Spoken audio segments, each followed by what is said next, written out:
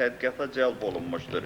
Eyni müşahidə və qeydə almanın saz havaları üzrə də aparıldığını dissertasiyanın ümumi mənzərəsindən aydın şəkildə görmək olur. Məsələn, təkcə Kərəmi silsiləsinə daxil olan 50-dən yuxarı hava və onların variantları üzərindəki təhlil həm əhatə miqyasına, həm elmi tutumuna görə böyük əhəmiyyət kəsb edir. Bu qəbildən olan digər saz havaları, onların regional səciyyəli variantları, ad müxtəlifliyi, ifa tərzinin çeşidləri, təhsaz, saz, balaban, sazı digər musiqi alətlərinin müşayiəti və s. ilə əlaqədar təqdim və təhlillər araşdırıcının bu qəbildən olan sənətkarlıq, ifaçılıq məsələlərinin dərin bilicisi olduğundan xəbər verir. Dissertant bugünkü İran ərazisində yerləşən güney aşıq mühitlərinin və ifaçılıq məktəblərinin tədqiqi zamanı böyük əksəriyyətlə özünün elmi səfərlərində əldə etdiyi materiallara istinad etmişdir.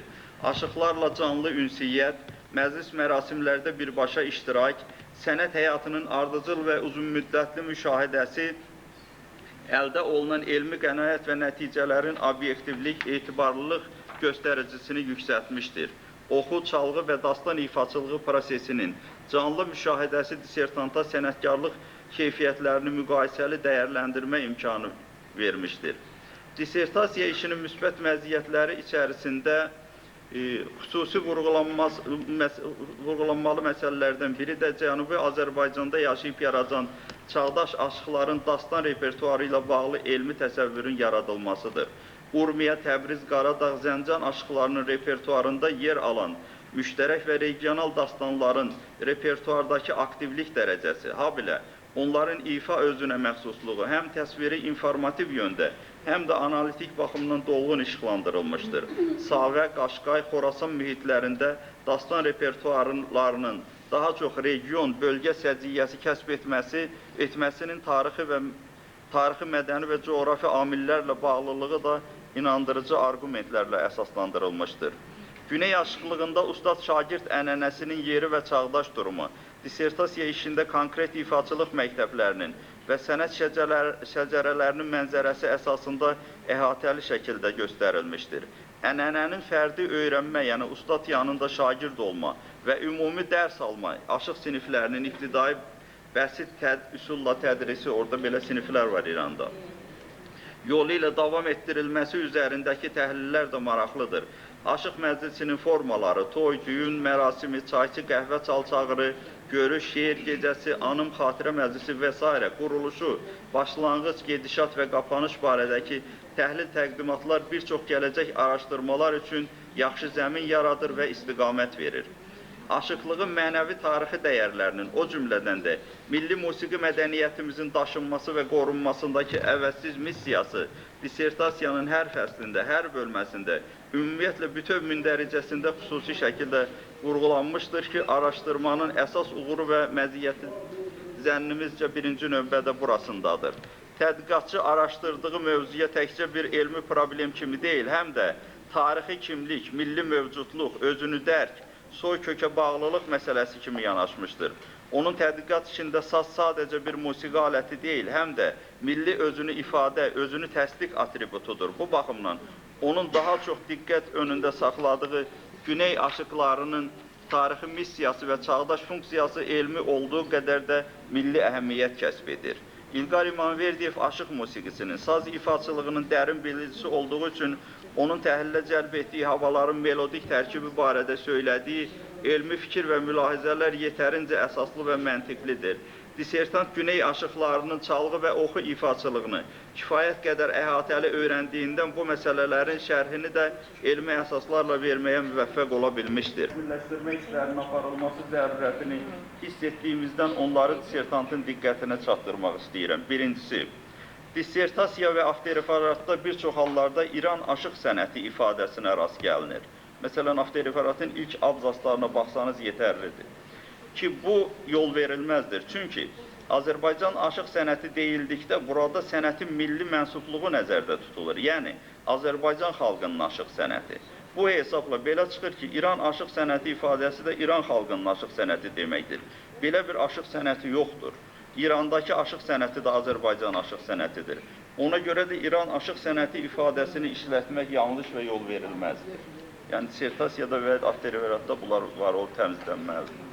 İkinci, dissertasiya işinin adından da göründüyü kimi tədqiqatçının diqqət önündə saxlamalı olduğu əsas elmi məsələlərdən biri Azərbaycan və İran türklərinin ayrı-ayrı aşıq mühitləri, aşıq məktəbləri arasındakı tarixi mədəni münasibətləri, sənət əlaqələrini öyrənməkdir. Təəssüf ki, dissertasiya işində bu problem özünün elmi həllini tapa bilməmişdir. Doğrudur, ayrı-ayrı mühitlərin, ifaçılıq məktəblərinin təqdimi, təsviri vardır. Ancaq onların arasında hansı tarixi mədəni münasibətlər, sənət əlaqələri olmuşdur və ya mövcuddur. Bu yöndə demək olar ki, heç bir ciddi təhlil nəzərə çarpmır. Halbuki, Borçalı, Urmiya, Gəncəbasar, Təbriz, Qaradağ, Göyçə, Təbriz, Qaradağ mühitlərinin sənət əlaqələri bu sətirlərin müəllifinin Ozan Aşıq Sənəti monoqrafiyasında, Tinatin Məmmədovanın Borçalı Aşıq Sənəti kitabında, Seyfəddin Qəniyev, Hafiz Kərimov, Osman Əhmədoğlu və başqa tədqiqatçıların məqalələrində öz əksini tapmışdır. Dissertant ən azından həmin elmi təcrübədən faydalana bilərdi. Nə üçün Şimali Azərbaycandakı ustad aşıqların əksəriyyətinin sənət şəcərəsi 4-5 ustaddan sonra son olaraq Cənubi Azərbaycandan, İrandan gəlmiş bir aşığa gedib çıxır? Nə üçün Dol Hicranı, Qürbəti Kərəm, Mansırı, Sultanı sırasından olan havalar, Borçalı və Urmiya aşıqlarının repertuarında müştərəkdir? Buna hansı tarixi mədəni hadisə və faktorlar səbəb olmuşdur? Dissertant bu istiqamətlər üzrə öz elmi vəzifəsini yerinə yetirə bilməmişdir. Tədqiqatçı gələcəkdə bu məsələlərə mütləq yenidən baxmalı və öz elmi tədqiqatını daha da təkmilləşdirməlidir. Üçüncü, dissertasiya işində aşıq mühiti və aşıq məktəbi anlayışları qarışdırılmışdır. Dissertantın nəyə aşıq mühiti, nəyə aşıq məktəbi dediyi anlaşılmır. Halbuki elmi ədəbiyyatda bu məsələlərin konkret qoyuluşu və şərhi vardır. Buradakı bugünkü çıxışında da yenə aşıq mühiti adına başladı, sadaladı. O məsələlər aşıq mühitinə deyil də aşıq məktəbinə aid məsələdir. Çünki aşıq məktəbi sırf ifaçılıq məsələsidir. Orada aşıq özü və onun sənət şəcərəsi, çevrəsi iştirak edir. Aşıq mühitində isə biz də iştirak edirik. Biz aşığa reaksiya veririk, çıxırıq, oynayırıq. Bəzən onun havasına müəyyən münasibət bildiririk və s. Bu mühit də artıq. O mənada mühitlə məktəb ayrı-ayrı şeylərdir. Dissertasiyada bu məsələlər zaman-zaman qarışdırılıbdır. Bunlar əlbəttə işin ümumi mahiyyətini və qarşıya qoyduğu böyük elmi missiyanın əhəmiyyətini azaltmır və tədqiqat işi Ali Atestasiya Komissiyasının doktorluq dissertasiyaları üçün müəyyənləşdirdiyi norma və tələblərə cavab verir. Afterreferat təqdim olmuş dissertasiyanın məzmununu əhatə edir. Dissertasiyanın aprobasiyası düzgün qurulmuşdur. İlqa 17.0002 musiqi sənəti ixtisası üzrə Azərbaycan və İran türklərinin aşıq ifaçılıq sənətinin qarşılıqlı əlaqələri mövzusunda hazırlanmış dissertasiya işi mövcud tələblərə uyğun gəldiyinə görə onun müəllifi İlqar Cəmiloğlu İmamverdiyə və sənətşünaslıq doktoru elmi dərəcəsinin verilməsini məsləhət bilirəm. Çox sağ olun. Təşəkkür ederim. Buyurun.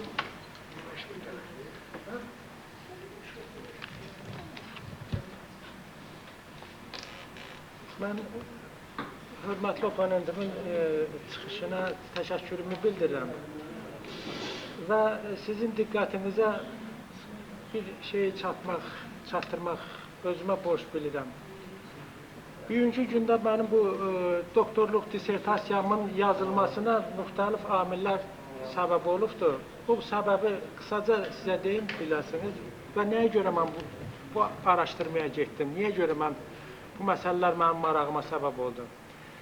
Bizim hörmətli oponentimizin 1996-cı ildə səhv etmirəmsə bir avtoreferatını Qəzənfər müəllim mənə verdi ki, bir oxu günən. Baxdım, orada İranla bağlı maraqlı, İranda yaşayan türklərlə bağlı, aşıq sənətlə bağlı avtoreferatını oxuyandan sonra orada Savə, başqa bölgələr haqqında, mənim eşitmədiyim bölgələr haqqında maraqlı bilgilər verirdi. Bunlar, bu bir hal. Sonra 1999-cu ildə Jean During adında bir fransız gəlmişdi. Burada 6 gün konferans verdi Bakı Musiqi Akademiyasında. Bəluc aşıqları. Öz-özümə dedim ki, nətər olur Fransadan gəlir, gedir burada araşdırma və biz niyə araşdırma Azərbaycanlı ola, özdə aşıqların başkan yardımcısı kimi seçildim. Bu ikinci bir fakt. Üçüncü bir fakt da 1999-cu ildə səhv etmirəmsə, Bülbülün 100 illiyi keçiriləndə orada bir məqalə çıxış eləyirdim, Bülbülün aşıq sənətinə münasibətini. Orada mən konservatoridəki o səs yazma arxivi tapılmış, uzun illər araşdırmalar, tədqiqatçılar. Orada məsələ qoydum ki, bəs bu Bülbülün topladığı materialları mən əldə eləyə bilmirəm, ay Fərhad müəllim, nə qayırım, neyim? Dedi ki, sən özün araşdır, sən özün də tap. Bu söhbəti heç unutmuram. Ondan sonra elə bir məndə bir şey yarandı ki, doğrudan niyə gözləyirsən? Hətta o günü Məhərrəm müəllimə də dedim, xatırlısınız Məhərrəm müəllim, 1939-cu ildə Bülbül yazır ki, 2 cild aşıqlar kitabı çıxasıb, Azərbaycan aşıqları barədə. O çap olunmadı, hara getdi, hələ də bilinmir. Ondan sonra bu Fərhad müəllim bu sözü də mənə təkan verdi ki, mən İranda bu qədər araşdırma getdim, öz gözümlə gördüm. Birər aşıqlara sual verdim, cavabları. İndi Məhərrəm müəllimin burada mənə o iradlarımla bağlı öz fikirlərimi demək istəyirəm. Birinci iradında avtoreferatın ilk abzasında İran aşıq sənəti ifadəsini yazdığımı qeyd edir. Buna cavab olaraq bildirmək istəyirəm ki, birinci abzasda İran aşıq sənəti deyil, İran mədəniyyəti ifadəsini işlətmişəm. Bununla Azərbaycan ozan aşıq sənətinin bugünkü İran mədəniyyətinə təsiri olduğunu demək istəmişəm. Oponentin haqlı olaraq İran aşıq sənəti ifadəsinə etirazını bildirir. Əlbəttə ki, İran aşıq sənəti dedikdə Fars aşıq sənəti nəzərdə tutulmur. Çünki Farslara da aşıq sənəti yoxdur. Bizim ifadəmizdə İrana ilhaq olunmuş, Azərbaycan türklərinin yaşadıkları aşıq sənəti nəzərdə tutulur. Mən də hörmətli oponentimin həm fikirlərəm. Vaxtilə elmi işimdə yanlış olaraq bəzən İran aşıq sənəti ifadəsini işlətsəm də dissertasiyamda bu ifadədən imtina etmişəm. Bir çox alimlərimiz Azad Nəbiyev, Marifə xanım Hacıyevanın, Qəzənfər Paşayevin, Mübariz Süleymanın düzgün təkliflərinə əsasən bu ifadəmi dəyişməklə bundan öncəki variantda doktorluq dissertasiyamın adında belə dəyişiklik etmişəm.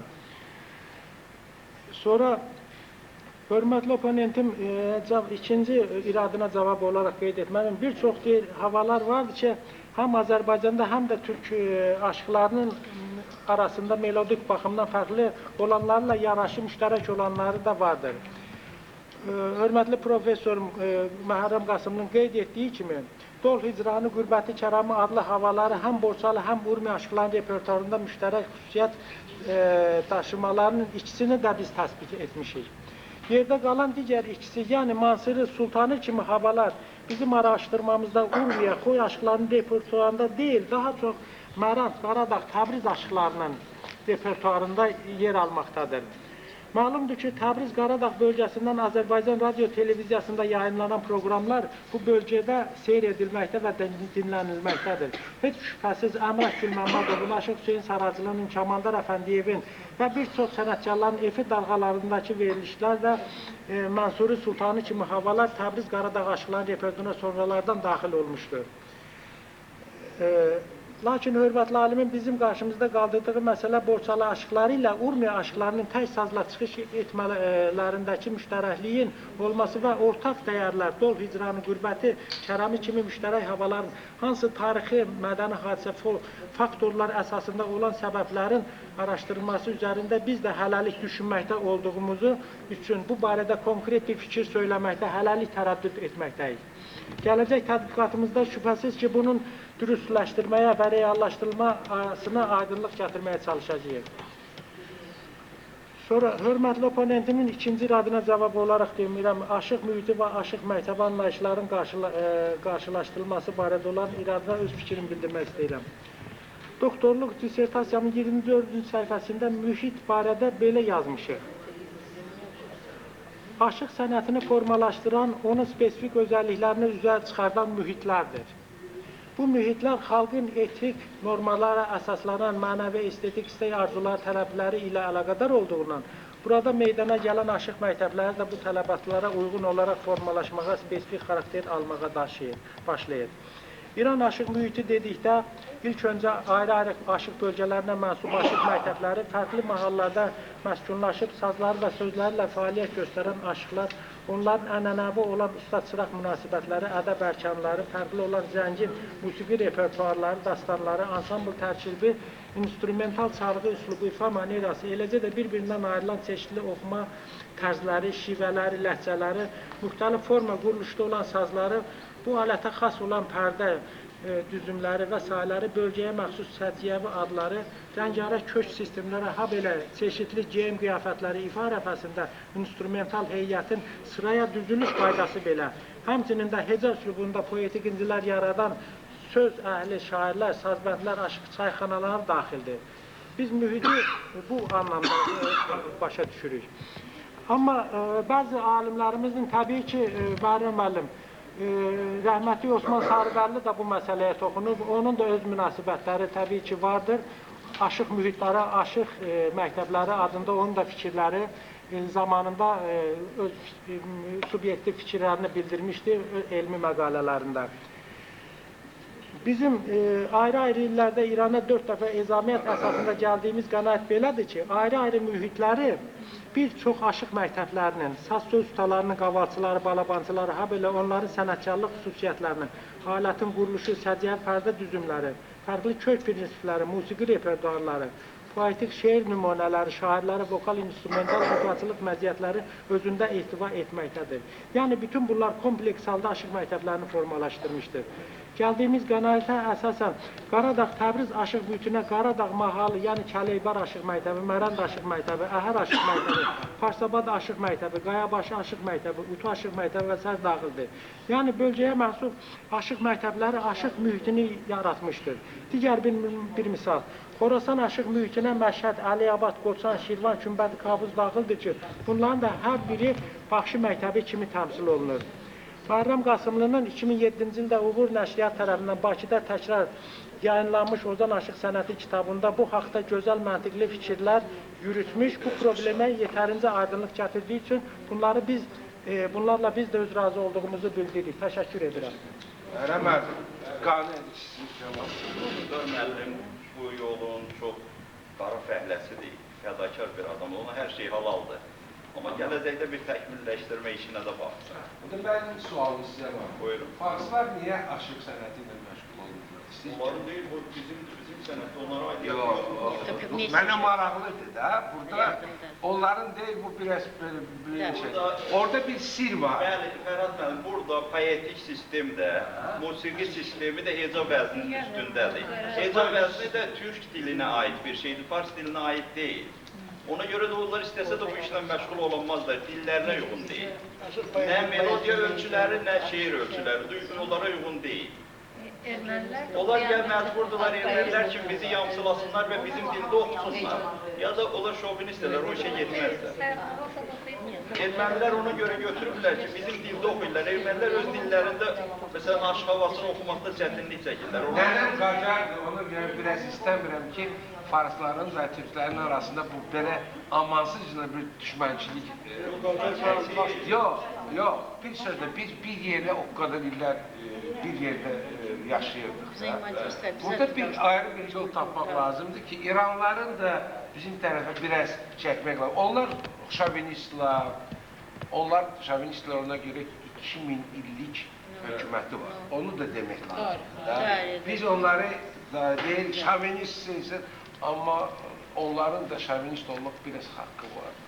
Kserkslə Daryadan başlayarkən Böyük Sasanid İmperiyadır. Ona görə onlarda da bu şey var. Onlar da deyirlər, mən niyə görə soruşdum? Mən konsert verəndə Tehranda bir İranlarla, onlar aşıq sənətinə biraz belə baxırdılar. Bizdə saray musiqisi, muğamdır, zatdır. Aşıq musiqisi bu sizindir, bu türklərdir, siz, yəni bu biz sadə xalqın sənətidir. Biz isə aristokratdır. Yox, mən istəyirəm burada obyektivli olsun da. Vaxt məsələsi, dövr məsələsi var. Dövr olub ki, o sarayda da olub.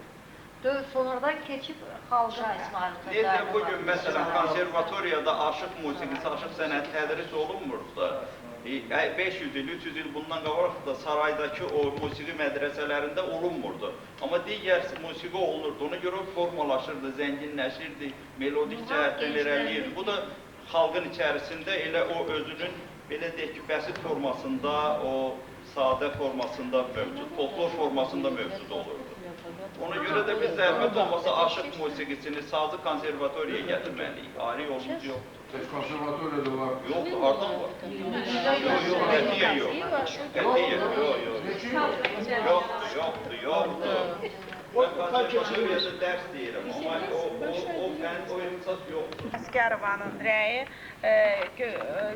Nigar xanım gələ bilmədiyini görə rəyi göndərib və icazə verin orada iradlarla sizi tanış edim.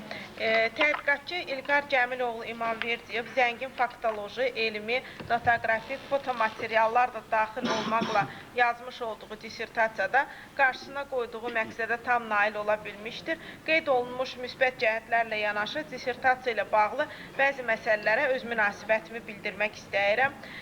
Birinci, dissertasiyanın strukturunda dəyişikliyə ehtiyac duyulmaqdadır. Bu baxımdan fəsillərin quruluşunda sanki uyğunsuzluq nəzərə çarpmaqdadır. Yəni, dissertantın tərtib etdiyi variantda İranda türk aşıq mühitləri və aşıq məktəbləri adlı ilk fəsil, bizim fikrimizcə ənənəvi aşıq ifaçılığı sənəti adlı 4-cü, yəni sonuncu fəsildə yer almış olsaydı daha məntiqli görünərdi. Bu baxımdan təklif etdiyimiz struktur variantına əsasən fəsillər bu prinsiplə qurulmuş olsaydı işin xeyrinə olardı. Birinci fəsil sazın quruluşu və bədii texniki imkanları. İkinci fəsil Azərbaycan, İran, Türkmənistan və Türkiyə sazlarının kök prinsipləri. Üçüncü fəsil ənənəvi aşıq ifaçılığı sənəti. Dördüncü fəsil İranda türk aşıq mühitləri və aşıq məktəbləri. Nigar xanımın ikinci iradı qeyd olunur. İkinci iradım dissertasiyada İranda türk aşıq mühitləri və aşıq məktəbləri kimi problemə xüsusi bir fəsil ayrıldığı halda nədənsə Azərbaycan aşıq mühitləri və aşıq məktəbləri başlığı ilə digər bir fəslin yer almaması maraq doğurur. Göstərilən iradlar heç də dissertasiyanın elmi təcrübə əhəmiyyətini azaltmır. Bununla bərabər dissertasiyanın təqdir olunması cəhəti və yeniliyi ondadır ki, İlqar İmamverdiyev ilk dəfə Azərbaycan və İran türklərinin aşıq sənəti kontekstində hər iki ölkəyə məxsus sazın hissələri, telləri, pərdələri, spesifik kök xüsusiyyətləri, musiqi repertuarları, ha belə vokal və instrumental ifaçılıq məsələləri müqayisəli təhlil əsasında fərqli və ortaqlaşan cəhətləri təsbit etməklə qarşılıqlı əlaqələr kimi aktual bir problemin həllinə nail ola bilmişdir. Və hesab edirəm ki, İlqar Cəmiloğlu İmamverdiyevin doktorluq dissertasiyası Ali Attestasiya Komissiyasının tələblərinə cavab verir və onun müəllifi sənətşünaslıq doktoru elmi dərəcəsi almağa tam layiqdir. Buyurun.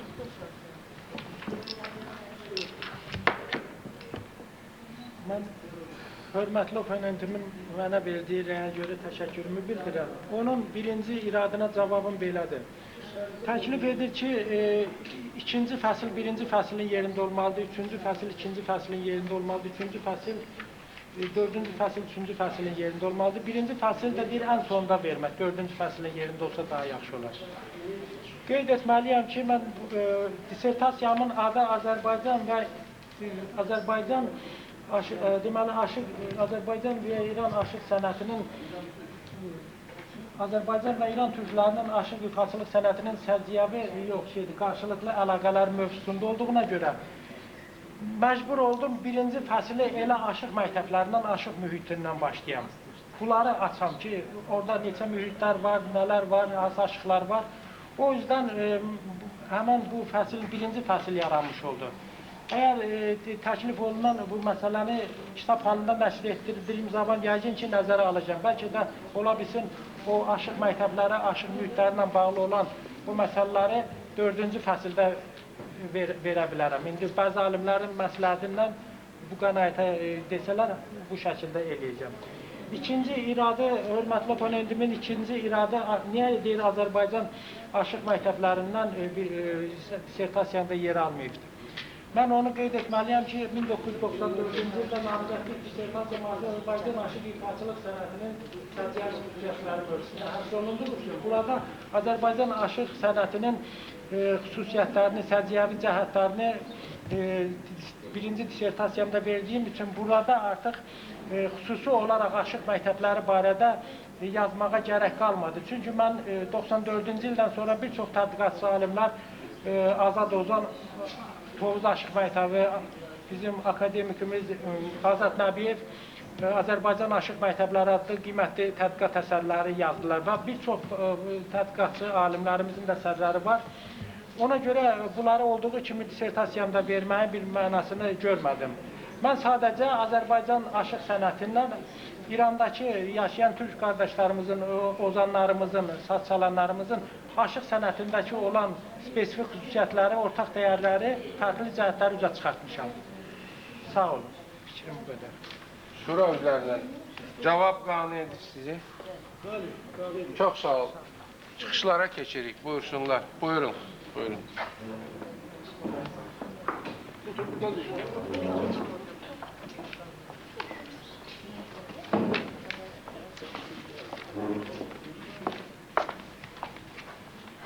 Mən özüm də qonağam. Qonağa da həmişə biraz deyəsən daha çox yer verirlər, əhəmiyyət verirlər. Çünki qonağın xətrinə dəymirlər. Fəqət mən təşəkkür edirəm mənə birinci söz verdiyiniz üçün. Mən İlqar İmamverdiyevin əsəri haqqında danışmaq istəyirəm.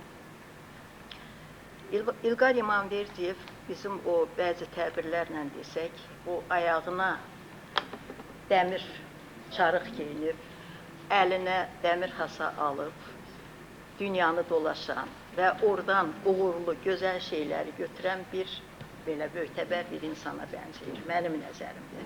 Çünki bilirsiniz, zaman olub ki, biz İranda gedib o mühitləri, o aşıq məktəblərini, o aşıq sənətinin xüsusiyyətlərini detallarla olduğu şəkildə almaq, öyrənmək, nota salmaq hər zaman problem olub. Amma burada bir həqiqətdir ki, biz 2 əsrə yaxın orada bizim bir Azərbaycan mühitimiz var, Azərbaycan torpağımız var və orada yetişən sənət var. Aşıq sənəti İranda Azərbaycan qədər mükəmməl bir sənətdir və bunu nota almaq, təsbit eləmək özü böyük bir cəfakeşlikdir ki, İlqar İmamverdiyev bu cəfakeşliyin öhdəsindən çox gözəl şərəflə gəlib, gözəl bir əsər ortaya qoyubdu. Onun üçün mən onu, yazılı rəyimdə var, mən onu ancaq təbrik edirəm və sizi də təşəkkür edirəm ki, belə bir maraqlı bir dissertasiya üçün elmi şura təşkil eləmişsiniz.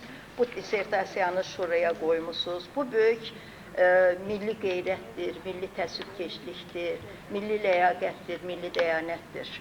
Bunları, çünki bizim mədəniyyətimizin, bizim tarixi mədəniyyətimizin elə bünövrəsini birinci muğam sənətindən də öncə aşıq sənəti təşkil edir və burada bu sənətin qarşılıqlı əlaqəsi, aşıq sənətinin o qədər gözəl variantlarını nota alıb, o qədər variantları haqqında deyib ki, mən inanın, indi o xanımlarla da söhbət eləyəndə deyirdim, bunların ayrı-ayrılıqda çoxusu elə bir namizədlik işidir.